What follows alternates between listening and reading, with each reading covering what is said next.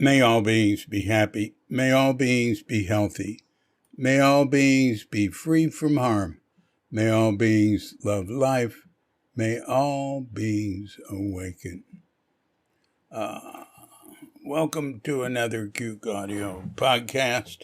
I'm DC Poobah of Cuke Audio and Cuke Archives, preserving the legacy of Shunryu Suzuki and those whose paths crossed his, and anything else that comes to mind. I pray that you and yours are safe and comfortable, free from economic hardship, and able to get out and do whatever it is you want within the limitations of the universal precept of do as little harm as possible. So today is anything else that comes to mind. It's life in Bali. And once again, we are going to talk with Raya, Dr. Raya, Dr. Ayu Narayani, who we call Raya. That's a Brahmin name. And I noticed, like when I was driving Yoman, I went over to a clinic where Raya worked, and it's like, I don't know, a year ago or so. And I wanted her to talk to him about, I don't know, getting a vaccine or something. I can't remember. Maybe it was last spring. Anyway, I could tell he was sort of, oh gosh. It's a little formidable sometimes, the difference between castes. It's not like India, where it's like, well, India is just so different from place to place and person to person and area to area, but it can be like really heavy in India. People of different castes work together, marry, intermarry, although that can cause trouble. They mingle and everything. They have different temples. Anyway, enough of that. Raya and I, this isn't a fascinating podcast, I'd say. It's just another one where we talk and we go over stuff. There's nothing earth-shaking that happens in it. We talk about COVID a lot, and toward the end, she talks about dogs. We talk about dogs and cats. Oh God, people here. You can get so many dogs. It's the most common thing in the world. Somebody will see me walking with our dog, and now we have our guest dog, and they'll say, oh, they want to talk about the dog, right? So we say hi, and they say, I might say, do you have dogs? And they'll say, they'll say, I have a dog, and I have 4. That's very common to hear that sort of thing. Oh, God. And then, so often they can't take care of them all. They become street dogs. Or, like when COVID really got here heavy, there's all these dogs appear on the beach because there's all these foreigners leaving and they don't know what to do with their dogs or, stuff like that. And, when there's a lot of dogs on the beach, all of a sudden they... a dog on the beach that is not sociable does not last. People won't put up with it. Because, there's people who work down there, have little stands and things. All right. Well, one thing I'm going to say about Raya is that, now this is my humble opinion, she understates things. So at some point she says, she's talking about her boyfriend who's a Brazilian, he's a trainer, fitness guy, and he teaches a Brazilian martial arts. And we were talking about, doing it here. She said, tourism's a little bit down. Tourism's a little bit down? It's went from millions to hundreds or to almost zero. There isn't tourism. You can't even get a tourist visa. Come in here. But that's that's a nice quality. But also, like when I talk to her about COVID, it sometimes there's not enough discrimination between when there were 1,000 people a day here and when there's 3 people a day. Like she was talking about what she sees in the hospital she works in Sulawesi now, and she says, yeah, with Omicron, there's fewer people going on ventilators. If from the hospital, there's fewer people having severe cases in the hospital. Yeah, that's true, but there's fewer people in the hospital. There's a lot fewer. I mean, that's the way I see it. So this gets to another point, and that is that I just tend to form and express opinions more strongly than people here. I run into that a lot. That's true in Japan, too. In Japan, it's not considered good character to be, overstating your opinion, and you don't disagree there.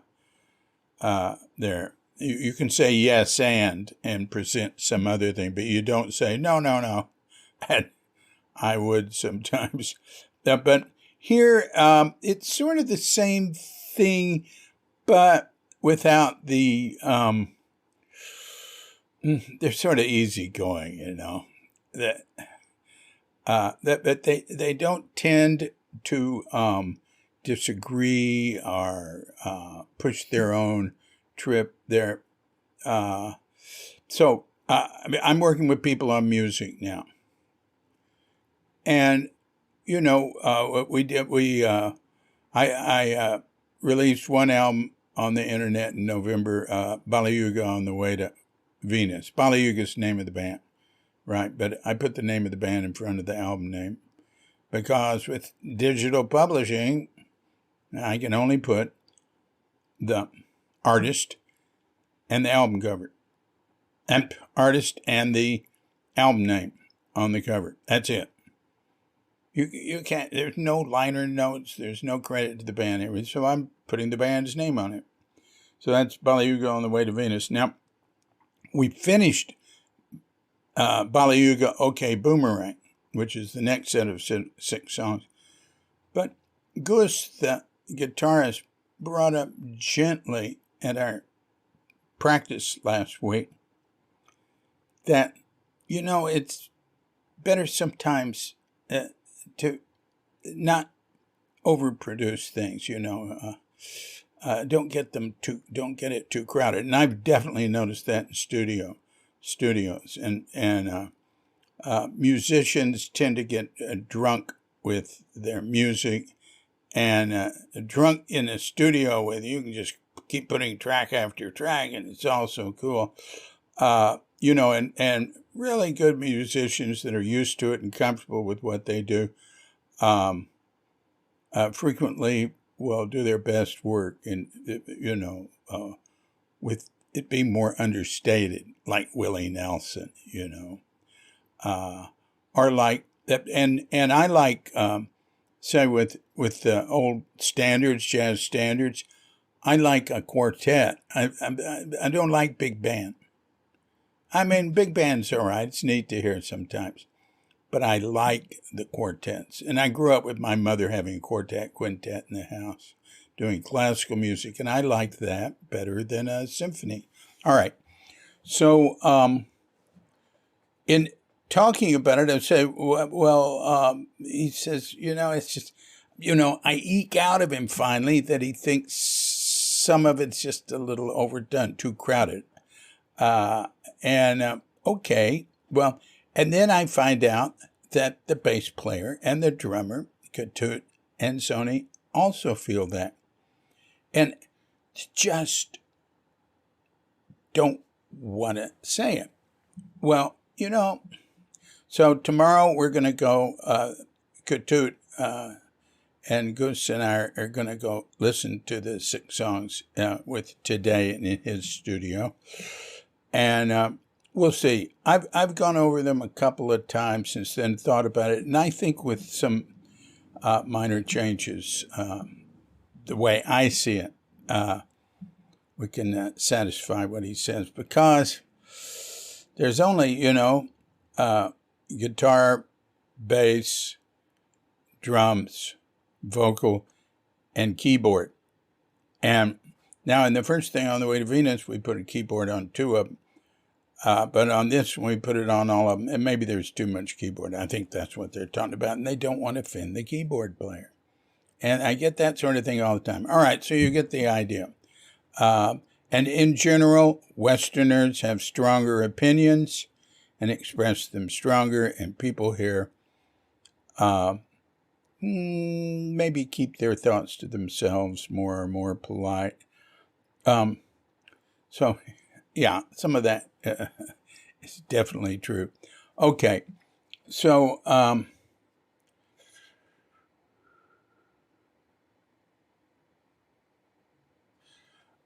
one other thing I want to say about this is she and I talk about the numbers here, and I spent a little time reading numbers in America, COVID numbers, and what percentage of people are double vaccinated and single vaccinated and stuff like that. And in America, in the more conservative southern states, it can be lower, like Mississippi, Wyoming, 48, 49%, and you go up to the East Coast, 70s. Well, and then, I look here, 85% here in Bali have had 1 shot, and like 68, 69 have had 2, and it just keeps going up. And there's an effort here in Indonesia to keep doing it, and there's not the resistance you have in the West. I mean, it was hard here for them to do that. It had to make a great effort. This is a poor country. There's a lot of very poor people out in the sticks, way out there. So for Bali to have numbers like that represents a really big effort. And the rest of Indonesia, oh my God, there's just all these islands and all these people in remote areas and everything, and big cities. And I think Indonesia is doing great. One thing I'd like to add to that is that Asia has much better numbers than Europe and America, because it doesn't have the conflict about it.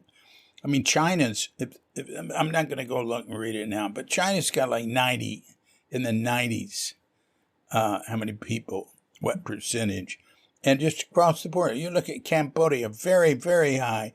And how much COVID did they have? Almost none. In Cambodia, they've sent teams out into the most remote areas looking for people to vaccinate. I mean, they've made such an effort. I mean, it's constant. On the phone, I have a friend who lives there, Peter Kaufman, if any of you happen to know him, on the phone, like when you're waiting or something, there's a message coming through about getting vaccinated and stuff like that. Now, it's not just because of that, because you can get COVID when you get vaccinated, but as one, somebody who's a anti-vaxxer says, well, you can get COVID if you're vaccinated or if you're not vaccinated, so why get vaccinated? And the doctor said, yeah, Barbara Streisand and I both sing. In other words, apples and oranges, false equivalence. You're much better off having been vaccinated. Much less chance of getting it, much less chance of getting it bad. So the numbers are good in Asia. That's the only point I wanted to make there. Okay, so that's enough of all that. Let's give Raya a call, and she and I will among. That means, talk. Among is like shoot the shit. Just talk for a while. And hey, check you later. All right, let's give Dr. Raya a call. How are you doing, David? Oh, good. Good. Yeah. Katrinka has been in America for Oh, yeah. 6 weeks or something. Almost 6 weeks. And she'll be flying back in, her plane leaves on the 12th, right? So it probably gets here Oh, on the 13th or 14th. Right now, the quarantine just yeah. changed from 10 days to 1 week. Well, it's not 14 days. No, it's been 1 week for a few days. Really? Uh-huh. And Because I just read this regulation from the Ministry of I forgot what it was, but it was 14 days for Indonesian citizens coming from abroad and coming home, and it's 14 days of quarantine for them. But I'm wondering, oh, okay, but I mean, 7 days is good. well, all right. She'll find They out. changed the regulation. Yeah. So you say it's changed to 14 days. Yeah, but that was for WNE, so like Indonesian citizens. But I don't know if it's like foreigner having key test or anything. Will that apply the same thing? I don't know. Because I think for like I don't know. foreigners without the key test, that might be different. I have no idea. Yeah. Well, it's $100 a day for her hotel. That $100 a day includes 3 meals and daily testing. Not just a room charge. So I hope it's 1 week instead of 2 weeks. She follows Jackie Pomeroy's Bali COVID-19 on Facebook, and it's very accurate and relies only on, like reputable sources, and it's daily. So we'll see. I'll let you know, and I'll frighten Katrinka tomorrow when she gets up Yeah. with. Because my boyfriend wanted to go back to New York as well on the 7th of December, right? And he was going to just spend like 2 weeks there. Yeah. But then starting, I think it was December 3rd or something, the quarantine was, I think it was still 5 days at that time, and then they moved it into 7 days, and then finally to 10 days. Right. So he just like canceled the whole thing, so he didn't go back home and spend Christmas there. So he stayed here the whole time. Oh. That's good. So your boyfriend's from New York City? Yes. That's yes. where New Katrinka's York from. City. He's actually. Oh, really? Yeah. He's actually Brazilian, but then he moved to New York. So his uncle brought him there when he was, I think, 16 or 17. Uh-huh. And he's been living there since. But for the last, couple of years, he's been going back and forth to Bali. Uh-huh. Wow. And so he's living in Bali right now. Uh-huh. Well, he could do worse. And he's got you. So that's, Yeah. he must be, he's a very lucky guy. That's great. He has his own doctor right there. Well, right now I'm not in Bali at the moment. Where are you? I'm in Sulawesi actually. I'm in Palu right now. I'm working in Palu, in Sulawesi. Oh, Sulawesi. Wow. Yeah. And it's called Palu? Yeah, Palu. It's the capital of Central Sulawesi. Wow. So what are you doing there? I'm just doing like a temporary placement here. It's for 6 months, but I'll be back to Bali after that. Huh. Well, what are you doing? I'm doing the work in the obstetric and gynecology Uh, ward. uh-huh. Oh, good. That's what you wanted to do, right? Yes, yes. So I'm going to do the temporary work here, and then I will apply for specialty program at the university in Which September, university? October. The one in Bali. You mean, what's it called? Udayana. Uriyama? Yeah, Udayana, that one. Uh-huh. Which campus? Um, that's it. I mean, I don't think they have a lot of Well, they campuses. have one in Just the one in they have Denpasar. Denpasar Oh, not the one in and Jimbaran. No, Jimbaran. no, no. Yeah. No, it's so it's gonna be in the hospital. I mean, it's university based, but the resident doctors are stationed in, in hospitals. Could be in Denpasar, could be in Buleleng, Singaraja, could be in Gianyar. Oh, yeah. It's a patient placement, but it's gonna be all over Bali. Oh, But the base camp would be in Sanglah, where basically. would you like to be? I don't have a choice for that. Actually, they would be the one determining that for us. Where would you choose if you could choose? I don't think it matters for me. I mean, like I went to school in Jogja, and then I've always been working at these rural hospitals. It's all just the same. It's just like, and then different food and different people, but the cases are mostly the same. Uh-huh. It doesn't matter for me, actually. Well, if I was your boyfriend, it would matter to me. Well, he knows what he's walking into when he dated me, so. Yeah, I get very Well, attached to my mates. But, Katrinka and I, we've been apart for months at a time. That's true, and I enjoy it. Yeah. Actually, I mean, that's our case too. I mean, for the first couple of months that we were together, and for the first couple of months that he arrived, we kind of lived in the same space. Mm-hmm. And then after that, because I had to work, and I mean, I have a family now. I have a family house. My family has a house here. My sister lives there, and my brother and my dogs too. Oh. So I'm mostly like splitting the time between living there and then come and visit him on the weekend, Mm-hmm. And I mean it works for us, because I mean we're not the kind of people who likes to be with each other 24/7. It's not that we don't like to be with each other, of Yeah, course no, we I do, but understand. we need space. That's the thing.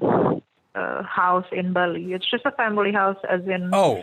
like my mother built a house there with the temple and everything. So, but she still lives in Jakarta right now.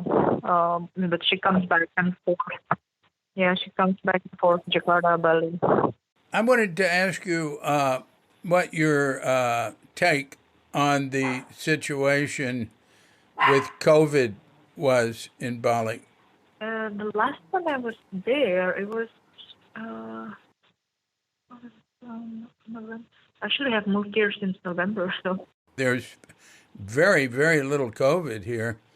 What Yeah. I'm reading, is an average of 3 or 4 cases a day, new ones, people testing positive. Yeah, at least in the hospital I was working in, it was not that much. We did have a surge around July, June, Oh, well, yeah.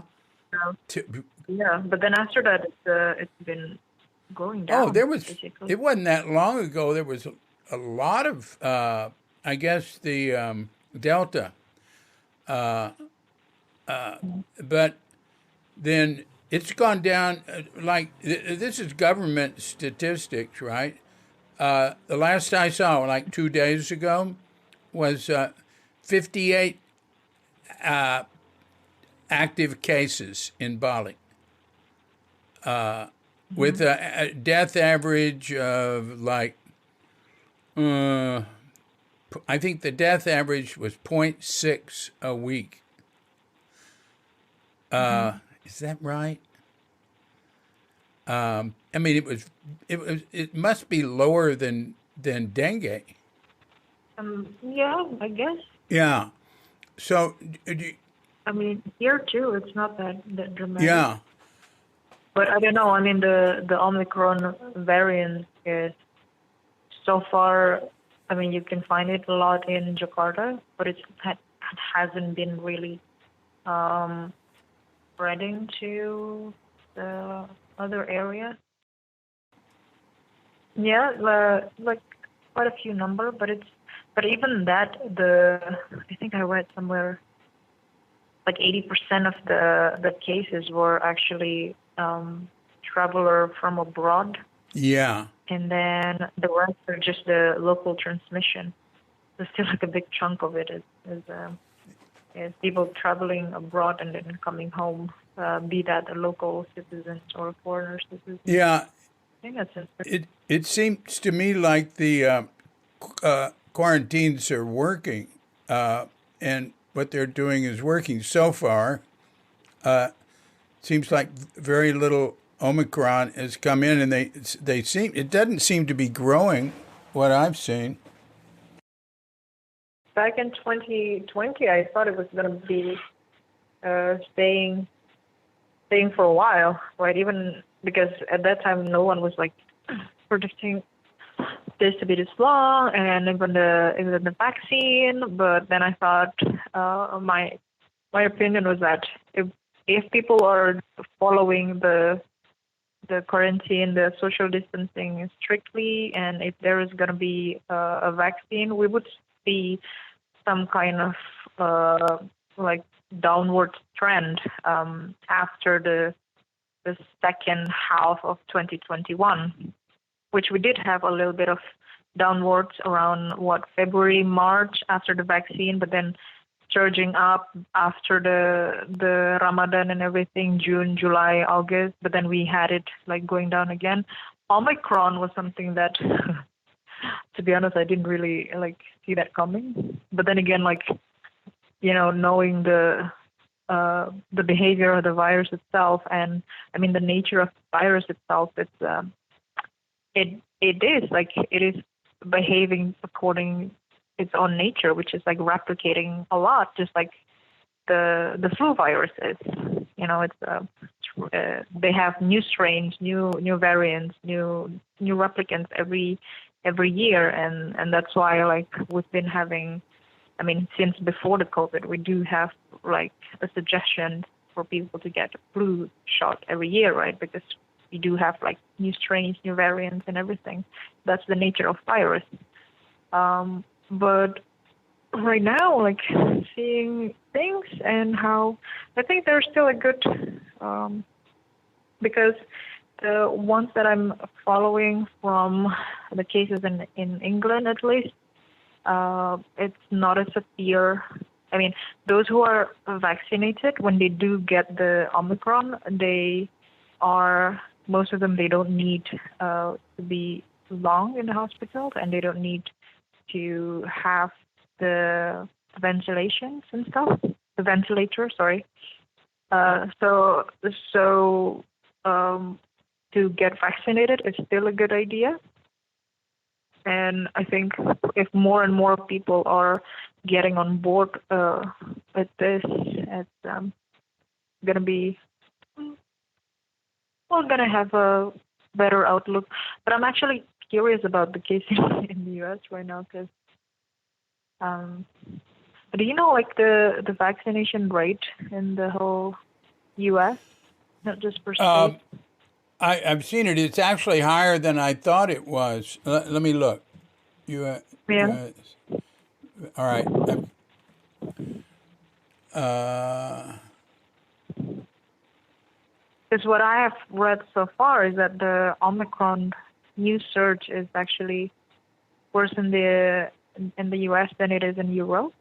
yeah. Oh, yeah.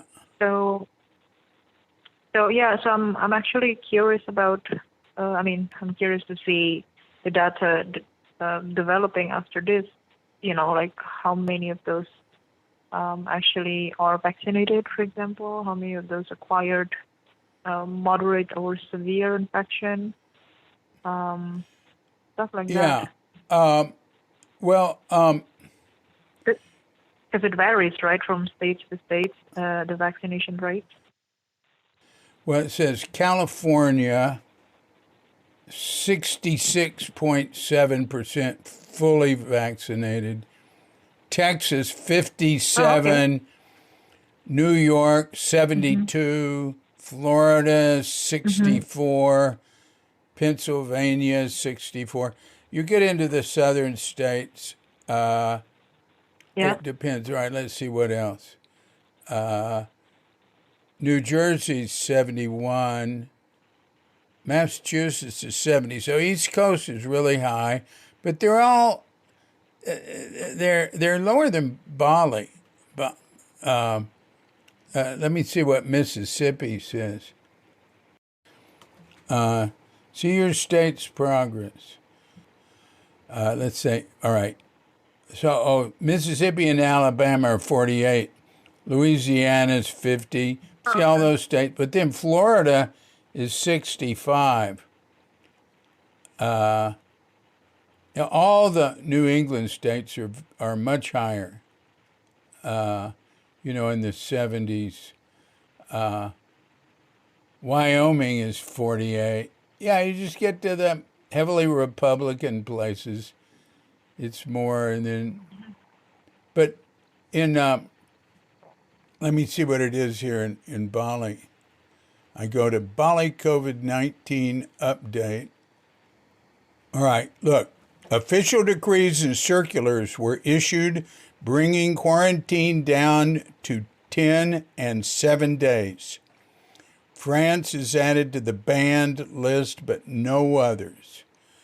And Jakarta counts 239 imported Omicron cases, along with 12 local transmissions. Yeah, see, she's the one who said it's down to 7 days. And the numbers, new cases in Bali yesterday were 4 and nobody died. The 7-day average for new positive cases was 4, while the 7-day average for deaths was 0.4. So that's like not even one person dying in the last 2 weeks. That's like 80% of a person dying. All right, says, all right, national data. Yesterday, national data, source BNPB. What's BNPB? Like a national, like disaster resilience. All right. New positive cases in Indonesia, 532. Recoveries, 209, and deaths, 7. And there were 208,788 people tested yesterday. All right, anyway, that's right. Every day this is updated. All right, here, Bali vaccination numbers for January 6th were first dose 3.8 million for 85.5%. And second dose 69%. Hey, what that brings up is on the 12th, I'll be eligible to get a booster. I think I'll have to pay. You have to pay for the booster, at least foreigners. I didn't pay for the first 2. You don't, but you're not even here, so you don't know about that. But I'll wait till Katrinka comes back on the 20th, if it is the 20th, and we'll do it together. It was terribly efficient when we did it here. We did it at the Bali Hyatt, which wasn't because we're foreigners. It was everybody in this area was going to the Bali Hyatt, and it was so well run by volunteers from the hotel business that were out of work. I think it was really nice. I said that's good if you could get it there again, or they do the same thing Oh again. yeah, we don't know where it'll This be. time it's, We might have to go yeah, to sure, right? Bali Mandara, which is a 20-minute walk from here.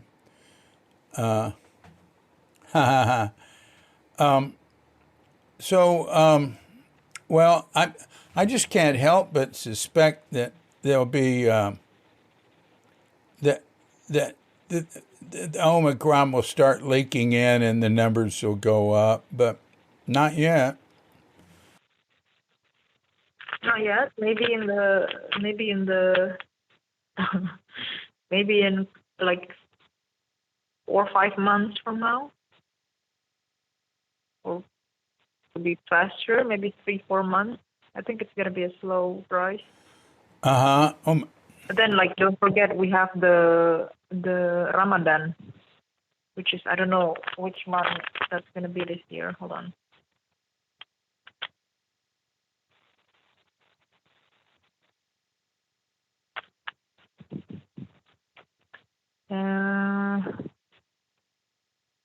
Okay, that's gonna be from April to May. 2nd of April to 2nd of May. So you have the celebration around May 2nd, right? So that week, first 2 weeks of May, I'm pretty sure a lot of people will be, moving here and there to their hometowns and stuff, right? Yeah. And if it's around the same thing like last year, then we could see kind of the surge after that, like end of May or like June. Yeah. That's what I think we can realistically expect. Unless more and more people get vaccinated a lot more and a lot faster. Yeah. Yeah. That are the authorities aware of what you're saying? I would imagine so. Yeah, I'm sure they do. Like, I mean, it's something that happens every year, right? Ramadan is happening every year, and even last year. Are the authorities aware that it would really be good if more and more people got vaccinated, so that COVID? If they learn from last year, they would. Yeah. Yeah.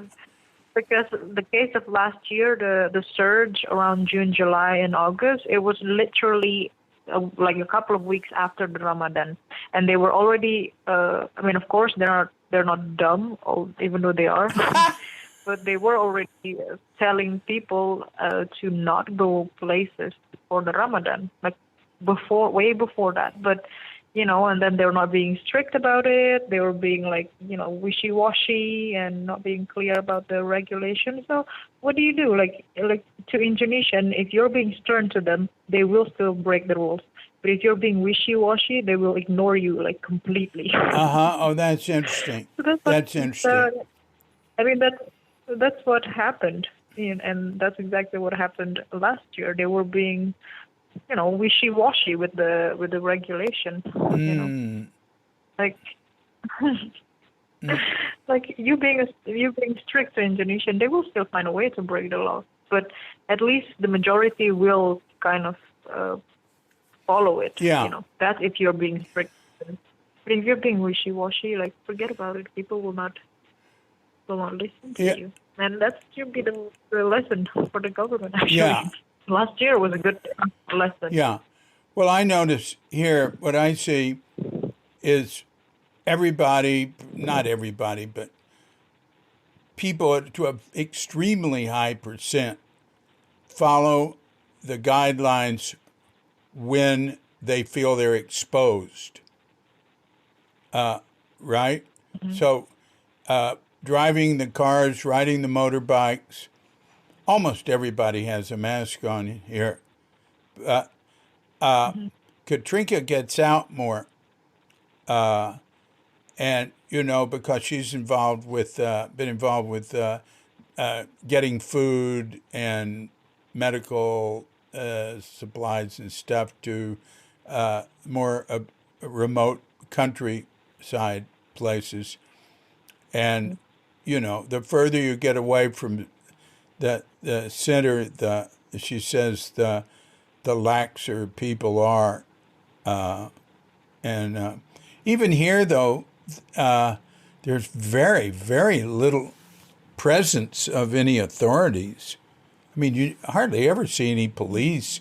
Of course, you have the Petulant, which are hard to identify, the neighborhood security. Yeah. But I've seen people, on the street and in their vehicles, everybody wearing a mask, pretty close. Very, and if anybody doesn't have a mask, they're almost always a foreigner. But then I walk by, You know it. and this is at the height of the transmission. I walk by the Banjar, the community meeting place, and I see a whole group of young people sitting around, none of them with a mask on inside there, right? Yeah. Because they're not worried about anybody noticing or caring or anything. Yeah. But all right, well, we'll see what happens. Hard to say. Well, might be in this for quite some time still, but I mean, I do realize even for me, I do feel some kind of like, fatigue from all of this. Uh huh. Because I mean, like I do follow the updates, but not like every day. Just like periodically, and just like at least just get the rough numbers to see how it is. Yeah. But of course, because I also work in a hospital, I could, even though sometimes I don't know how it is nationally and stuff, but you can get a rough idea of how it is within your zone. Yeah. Because most of the time it is representative of the whole thing. Like last year around that June, July, August, it was like everywhere in Bali was, even the big hospital like Tangla was fully booked. Yes. Like completely booked, and then everything was like most of the patients coming there were like COVID patients. Yes. And to the point where the oxygen tanks was running out, and there were some decision had to be made, to preserve the oxygen tank until the next one could come in. It was brutal, and I mean, you could get the idea of what happened outside when you see in your workplace, right? So for me, it's like I'd rather just like focus on what's in front of me, like the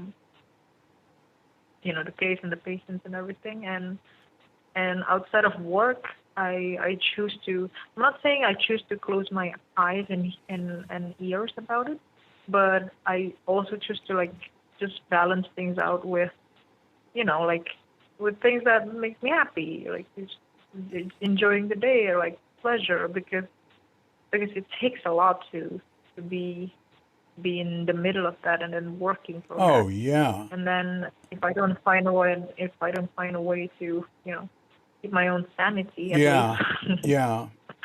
like it will be very easy to be burned out. So outside of work, I mean, like what I do is like, I mean, right now I'm in Palu. I'm living by myself. So on my spare time, I just like take a walk, do an exercise on the park, listening to music, drawing, writing poems. Just things to get me, Uh-huh. Uh-huh. just things to get me sane. There's a lot of people come into our home, and I'm playing music with a band, here, but we practice on the Bali, which is the outdoor stage. So, you know, and we always have fans going. Nobody wears a mask in here. Nobody, if they can wear masks when they come inside, I never wear a mask at home. And there's, plumbers, electrician, carpenters, our housekeeper, the pembantu, drivers, delivery people. I never put on a mask anymore because the numbers are so low. And, but, and, but when I'm out, I always do. And when we're out, we go out, any of these people here like that, as soon as they leave, they put their mask on. So, I mean, that wasn't true a year ago, or, it certainly wasn't true sometimes, but that's sort of what it's come to now. So what do you think of that? Well, that's the thing. Like for me, it's still. I mean, yes, they're like coming every day, but that's the thing. Like they're still. They don't live with you in your quarter, and they do have a contact with the other world, right? Their family or whoever, and their family have contact with other world. So it's still kind of like guest, their presence in your house is not a permanent resident. They're guests. No, they come and go. I know. And they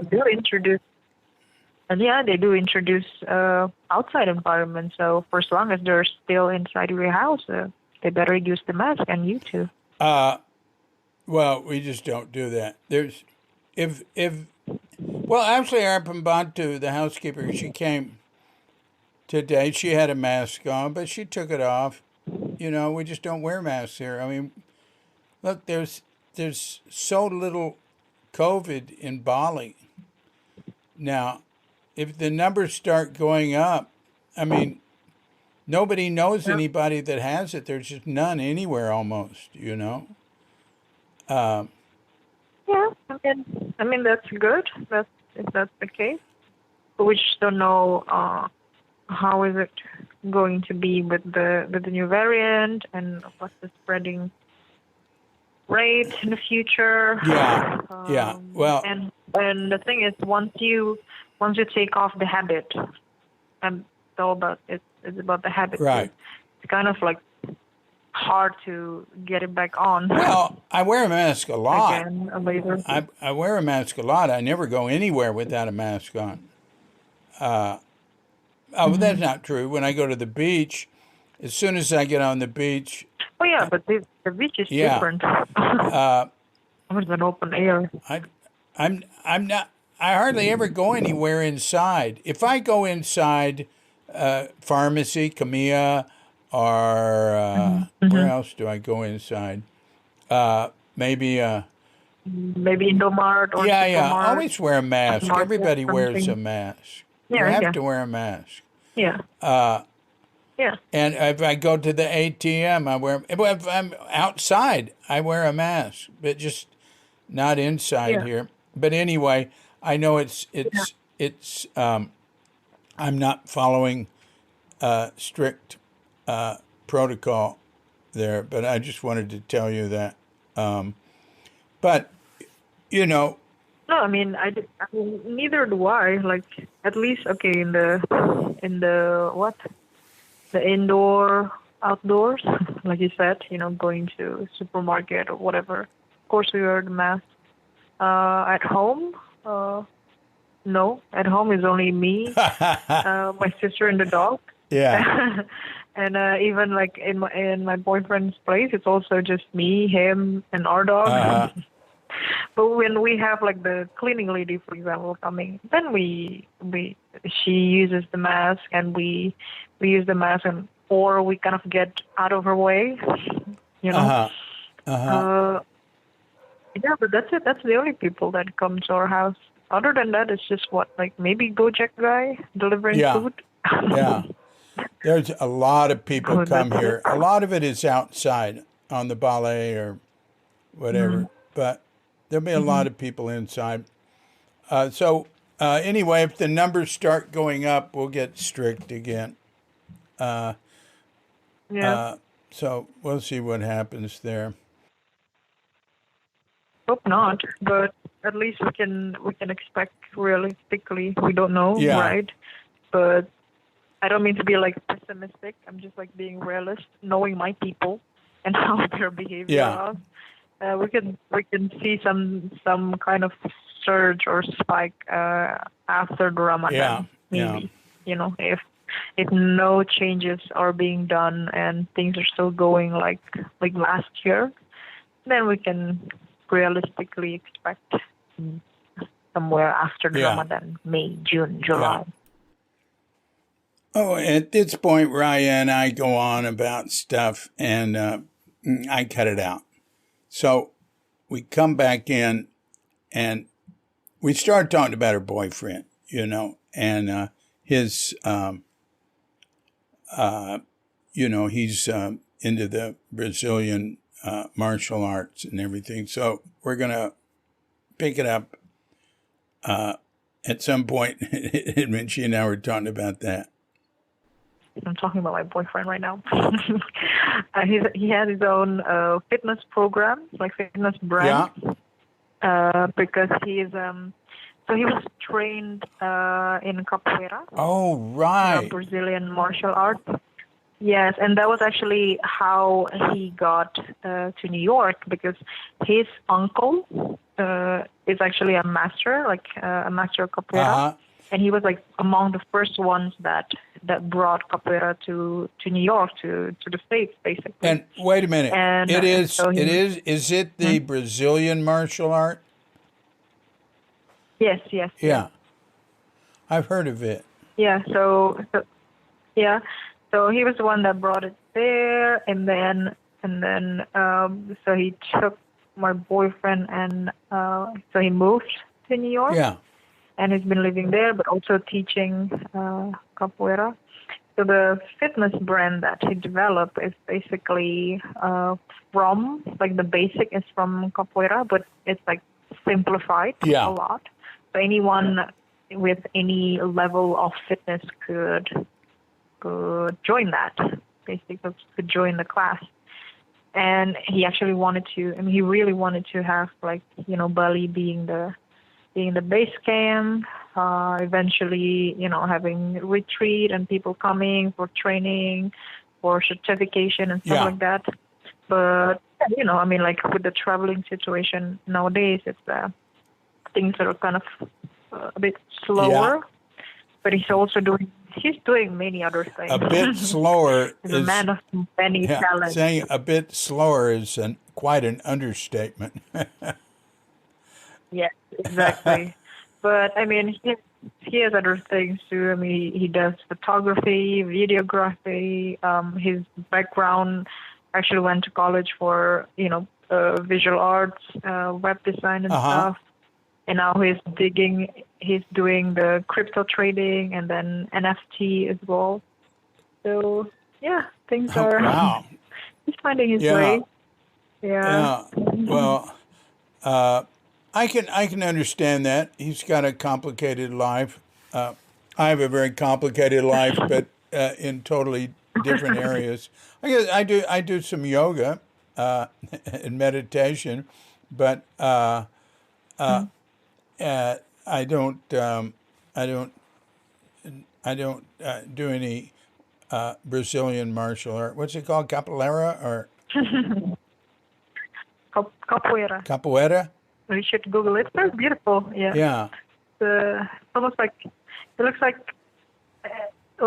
dancing, almost like dancing and fighting at the same time. Well, as it should be. It's a Latin martial art. Yeah.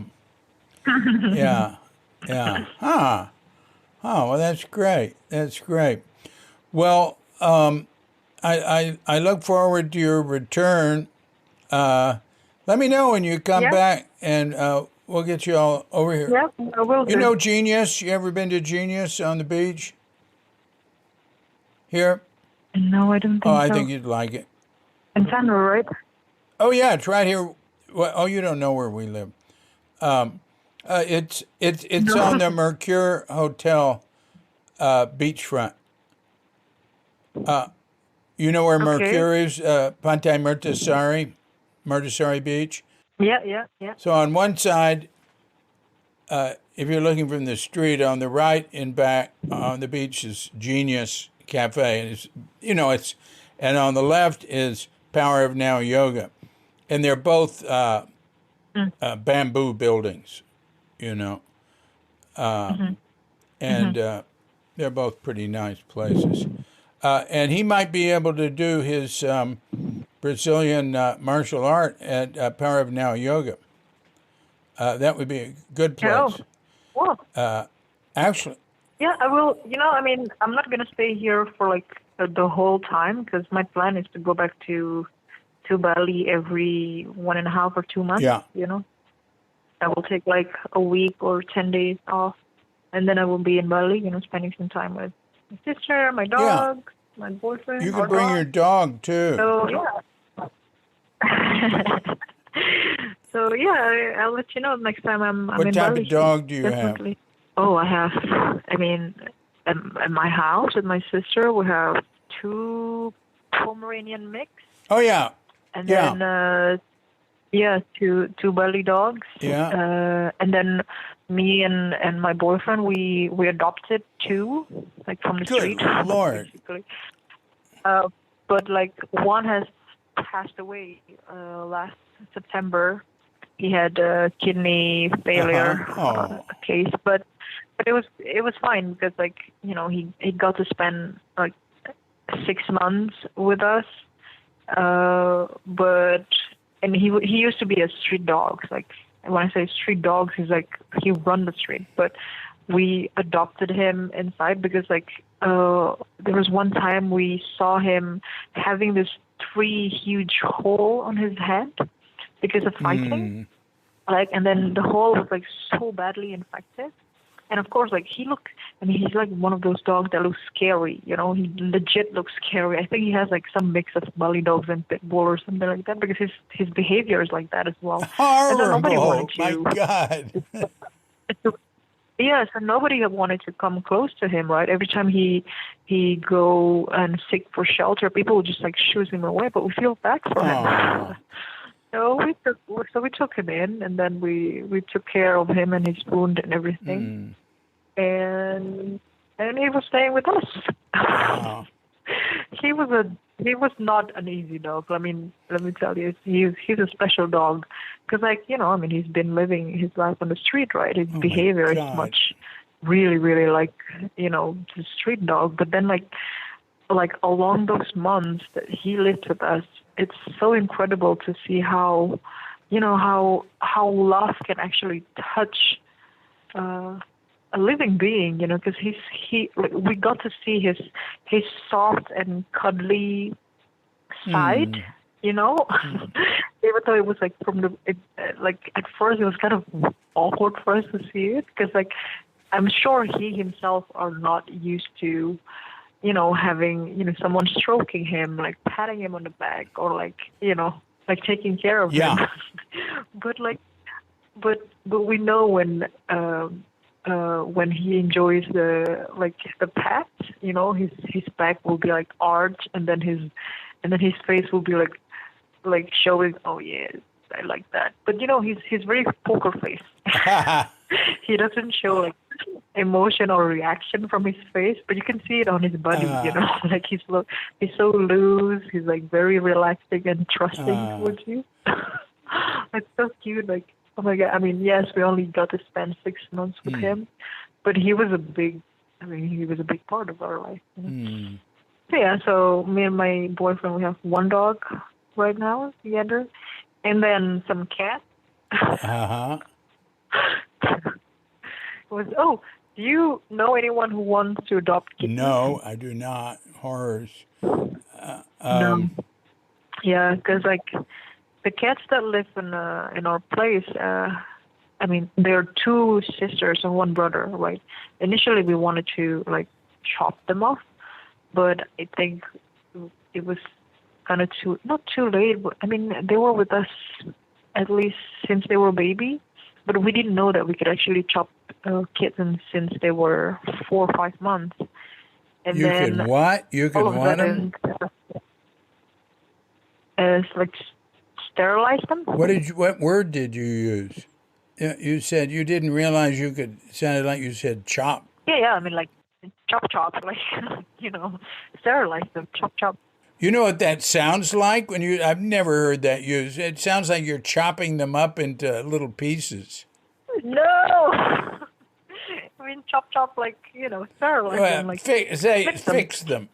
Yeah. Fix them. Yeah, I advise you not to use the word chop with anyone from America anyway. I don't know who would say that.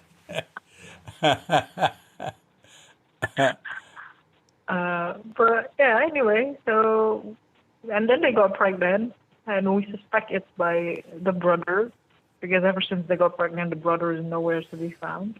And now, like, each of them have 2 kittens, so we have like 2 mothers and then 4 kittens in the area. Oh God! And that's the thing. Like, we want to find people to adopt the kittens.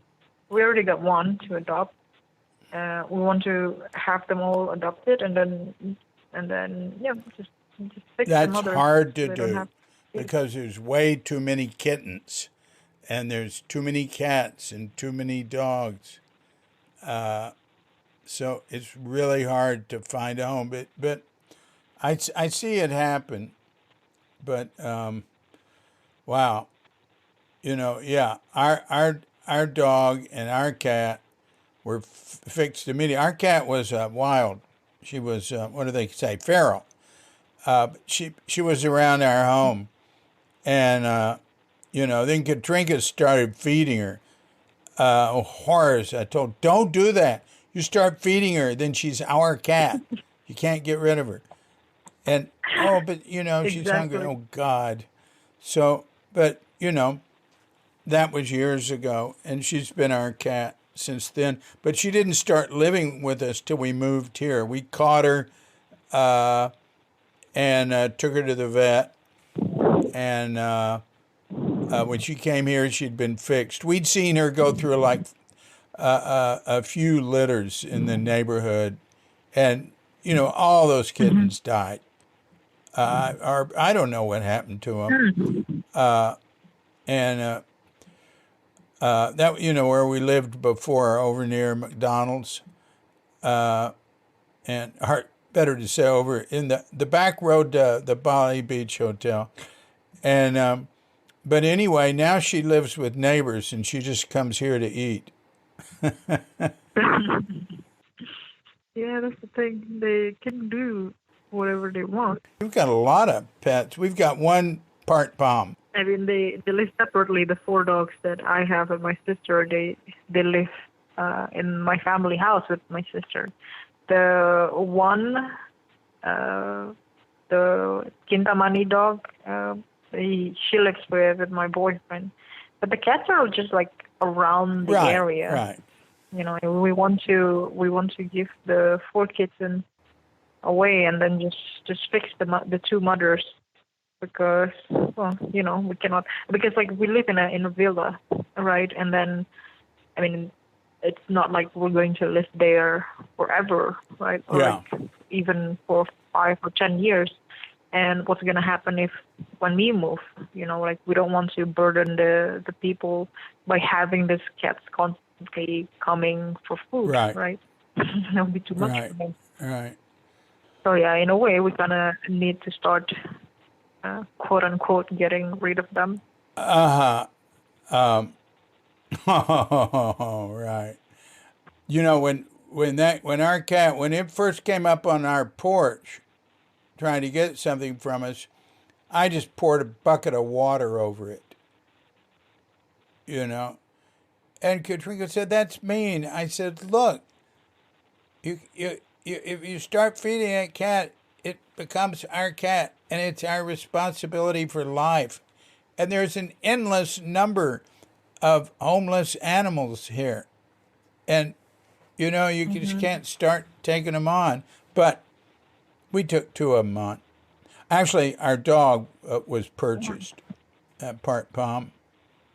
We bought it from some people we knew, some Balinese. But oh, Oh no, all of our dogs are actually adopted. uh-huh. As in, like, we took them from the street. Wow, that's dangerous. Yeah, but you're very compassionate. Yeah. So yeah. Well, now we know that. Okay, you know what? No more until, because it's a lot already. You know, like the one we have 4 in the house. Good Lord. I actually got it from my, like 2 of them, the 2 Pomeranians. I got it from my uncle. Uh-huh. And then the other 2, the Balinese dog, we took them out from the street actually when they were still puppies, because for days we didn't see the mother around, so we were wondering what happened to the mother, right? And then we just actually, it was not me, it was my sister who took them out. I thought she was kidding when she said she wanted to take the puppies, but nope. Wow. and then and then I took care of them. Like they had like this skin infections and everything, and they were so small at that time. So at that time, I was like just planning. Okay, let's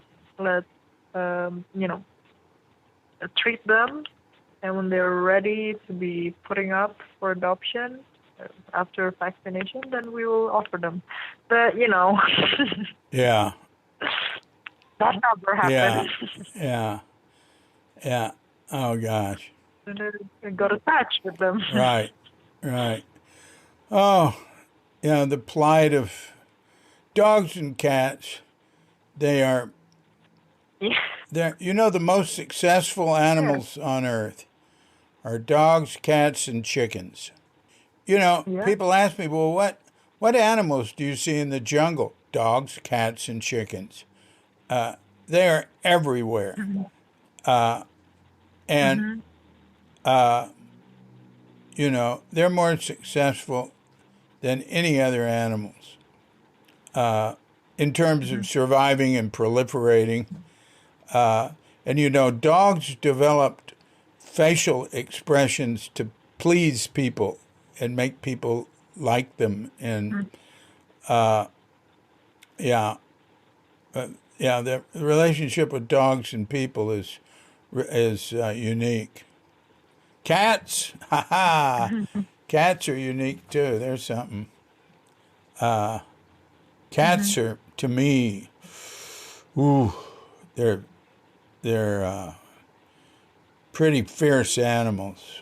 Dogs are like dumbbells compared to cats.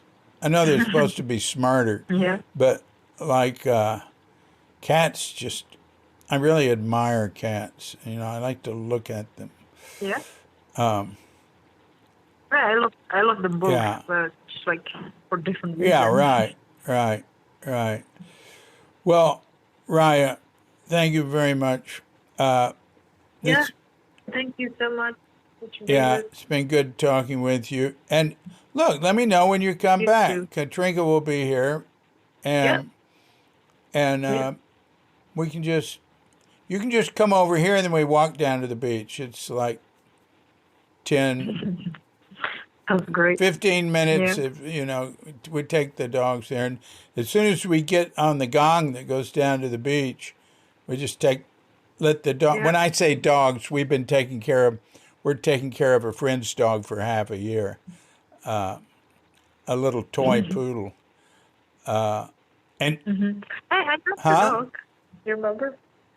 You brought your dog to the clinic? Oh, yeah, but I didn't take her inside. She always goes shopping. No. I met you and the dogs outside of the clinic. Yeah. She always goes shopping with me. Well, not always, but usually. It depends on what's happening. And Yoman, the Bemo driver, you've met him. She's very comfortable with him. I mean, she's known him for 7 years. No, she's only been alive for 4.5. She's known him for 4.5 years. Yeah.